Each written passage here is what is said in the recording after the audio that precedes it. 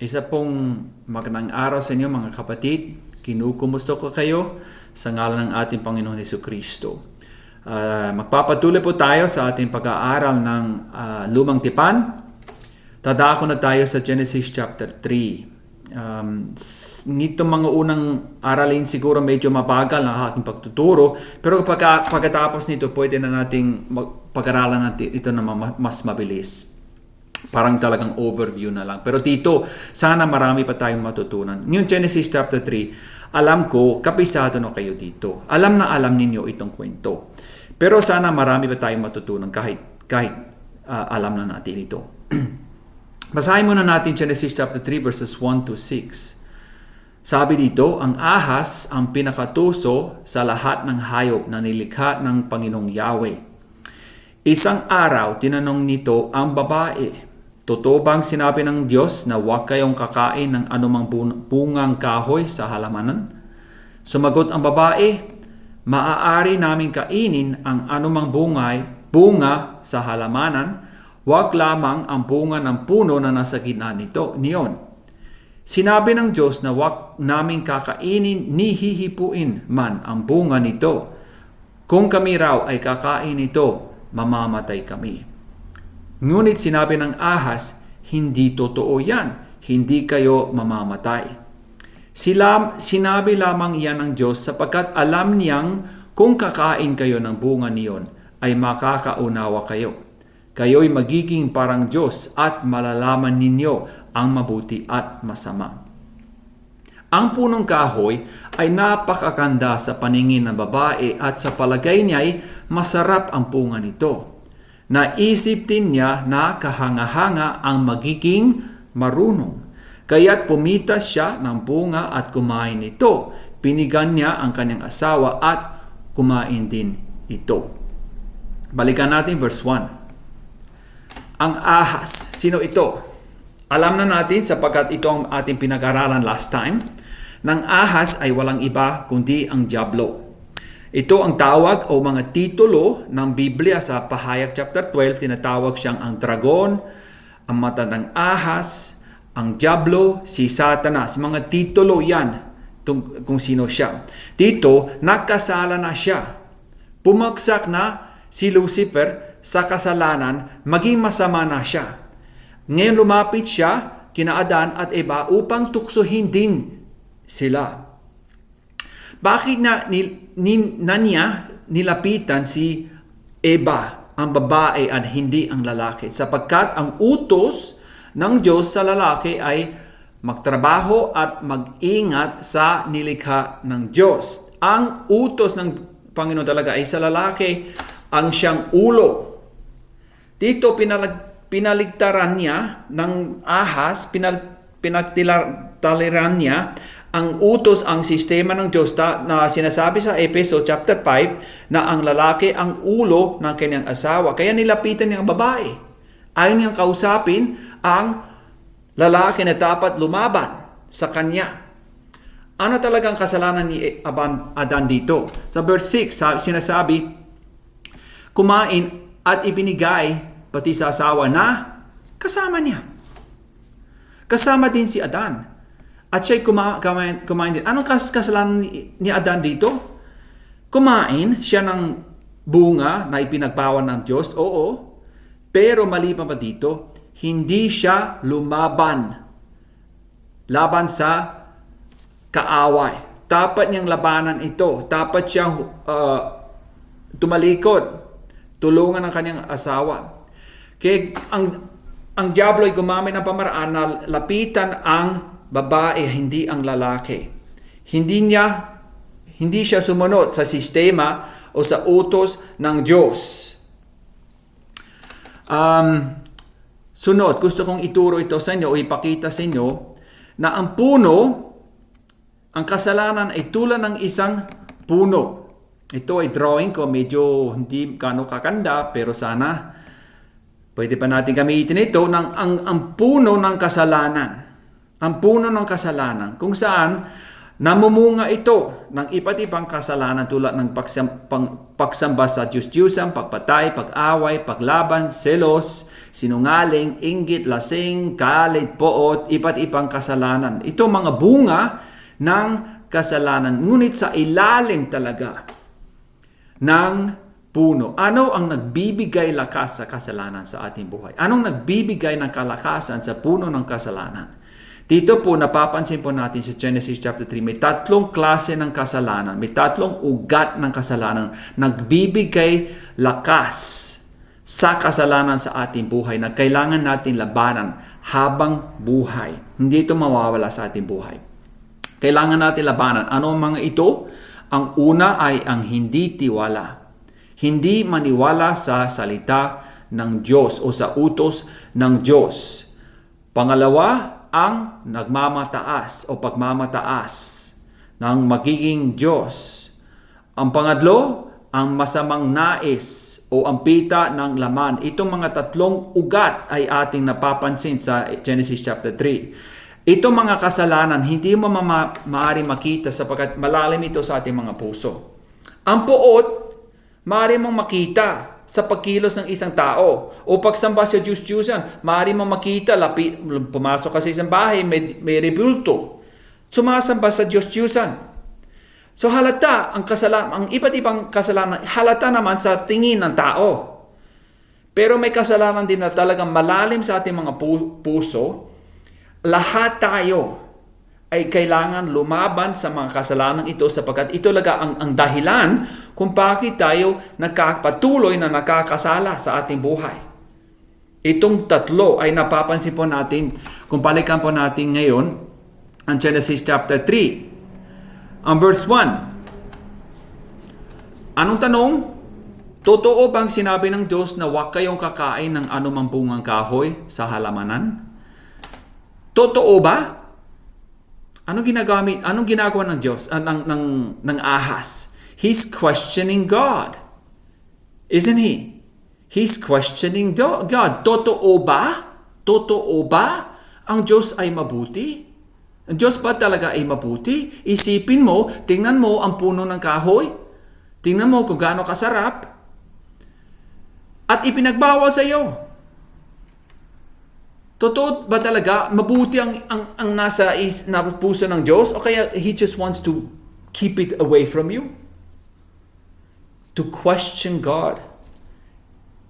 Ang utos ng Diyos, ang hindi pagsunod sa mga utos ng Diyos, ang hindi maniwala sa mga utos ng Diyos na ang sinasabi ng Diyos ang pinaka-best sa buhay mo. Kundi ang paghawak mo sa sarili mong buhay. Ako ang humahawak sa buhay ko. Ako ang may responsibility. Ako ang may tungkuling. Balewala ang Diyos. Ugat ng kasalanan sa ating mga buhay na kailangan natin labanan habang buhay. At sumakop sa Kanya. At magtiwala sa Kanyang salita. At hindi sa iniisip natin.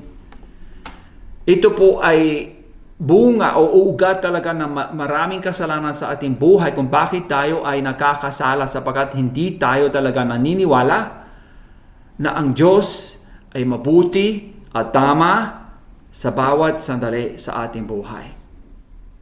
Yan ang unang ugat. Ang number 2 naman ay sa verse 5 sinasabi, kayo'y magiging parang Diyos at malalaman ninyo ang mabuti at masama. Sa ngayon, hindi pa nila alam kung ano talaga ang kaputihan at kung ano ang kasamaan. Hindi nila alam ito. Alam lamang nila na may puno na ganito. Siya nga pala, bakit pa may puno ng masama, ng mabuti, ng kaalaman ng mabuti at masama? Sapagkat alam ng Diyos na darating ang panahon na sila ay tuksohin. Binigyan pa sila ng warning ng Diyos. Huwag kayo kakain ito. Miski hindi mo maunawaan kung ano mangyayari, maniwala ka lang sa akin. Tapos, ano talagang ang kasalanan ni Lucifer? Gusto niya maging Diyos, di ba? Umakyat sa trono, umakyat sa langit, at siya ang maghari sa sansinukob. Yan ang ninanais niya. Ganito din ang pagtukso sa atin. Kayo magiging parang Diyos. Pagmamataas.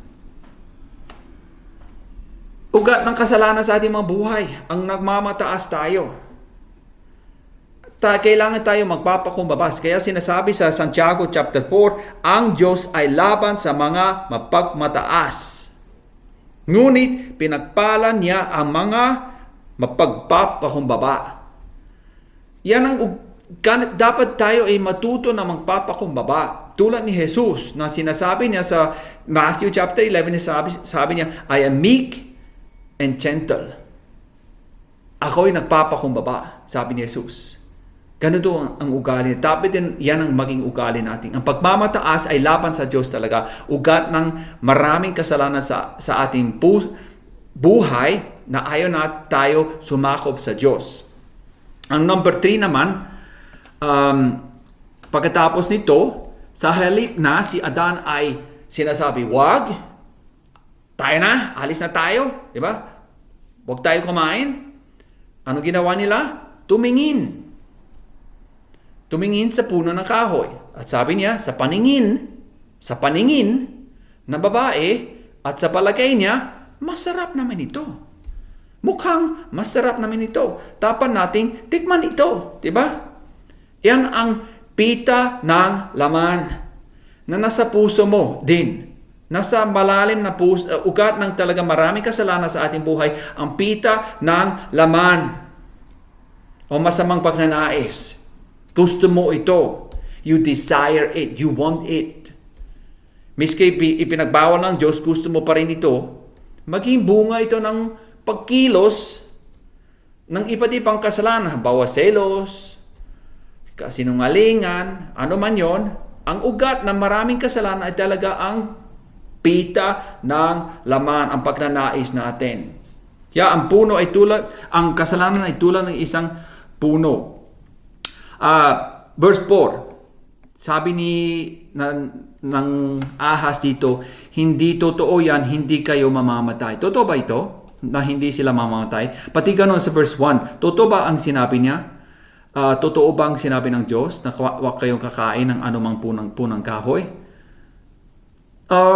May katotohanan, may kasinungalingan, di ba? Ang katotohanan, ipinagbawal ng Diyos na kumain ng tanging isa lamang bunga ng isang kahoy. Pero ginamit ito ng Diablo, parang tukso sa atin, ng anumang bungang kahoy. O dito, hindi totoo yan, hindi kayo mamamatay. Sila ba'y namatay pagkatapos kumain? Tama naman siya, hindi sila namatay sa physical. Pero sa spiritual, namatay sila. Kaya tingnan po natin ito. Ang buhay natin ay tulad ng tatlong bilog kung saan may tatlong bahagi. May katawan, yon ang nasa labas. Pwede mong hawakan ito, hipuin, diba? Ang katawan mo, mahalata, alam natin, may kaluluwa. Ano bang kaluluwa? Ang ating pagkatao, sino ba ako? Ang damdamin ko, ang mga isip ko, ang personality ko, ang aking pagkatao, buon, ay ang kaluluwa, diba? Ang espiritu naman ay ang pinakaloob talaga na kumokonek sa Diyos. At sa panahon na sila ay nakasala, namatay, hindi ang kaluluwa, hindi ang katawan, kundi ang espiritu. Mula noon, sinasabi, itinuturo ng Biblia na tayo ay patay sa kasalanan. Tayo ay ipinanganak dito sa lupa ng ito. Bawat tao ay ipinanganak na patay sa kasalanan sapagkat ang espiritu nating ay patay. Kaya muli ang pagtuturo ng Biblia, kailangan tayo ay ipinanganak na muli sa espiritu, hindi sa katawan. Balikan po natin, magpapatuloy po tayo sa ating pag-aaral. Sa verse 9, sabi dito, nang tapit hapon na, narinig nilang naglalakat sa halamanan ang Panginoong Yahweh, kaya nagdago sila sa mga puno. Ngunit tinawag niya ang lalaki at tinanong, saan ka naroon? Bakit tumawag ang Diyos sa kanila? Nalimutan pa niya ang kanilang lugar? Did He lose them? Oh, where are you? I lost you. Nasaan ka ba? Nasaan ka ba? Ganun ba? Hindi. Alam niya. Ang Diyos ang nakakaalam lahat ng bagay. He is all-knowing. Omniscient. Alam niya lahat ng bagay. Bakit siya nagtanong ng ganito? Upang gisingin siya. Gising kayo. Tingnan mo ang buhay mo. Dati maganda. Ngayon nagtago na kayo. Ano nangyari? Tingnan mo ang kalagayan mo. Anong tawag ng Diyos talaga? Magsisi kayo. Manumbalik na kayo sa akin. Sa halip, hindi sila nagsisi kundi sinisisi pa ang iba. Alam natin, pagkatapos nito, sabi niya, ang kinain mo ba? Sabi niya, ang babae na ibinigay mo sa akin eh.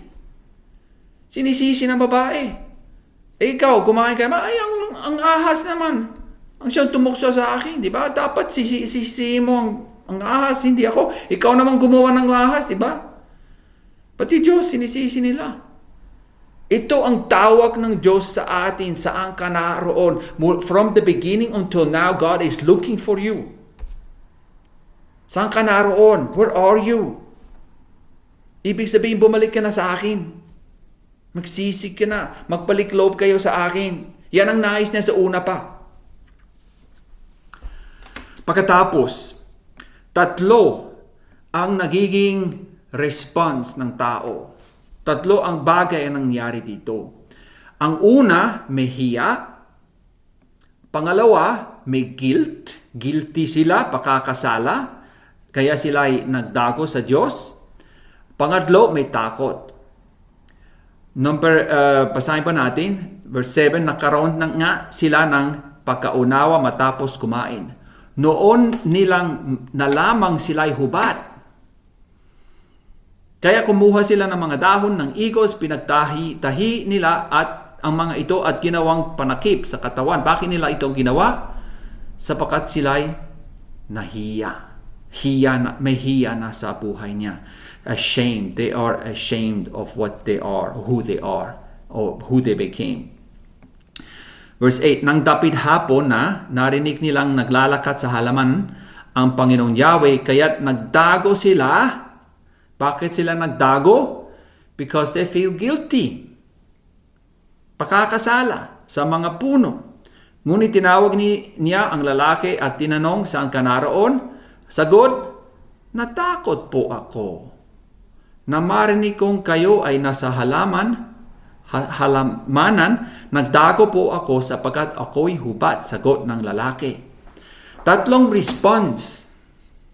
Hiya, pakakasala, may kasalanan, guilt, dakot sa buhay niya. 3 rin ang pamaraan kung paano pwede mong ituro ang mabuting balita sa kanila. Pwede nating magturo, pwede po tayo magturo tungkol sa kasalanan. Sabihin niya, si Jesus ay namatay para sa ating mga kasalanan upang tayo patawarin. Puri ng Diyos. Alam natin, di ba?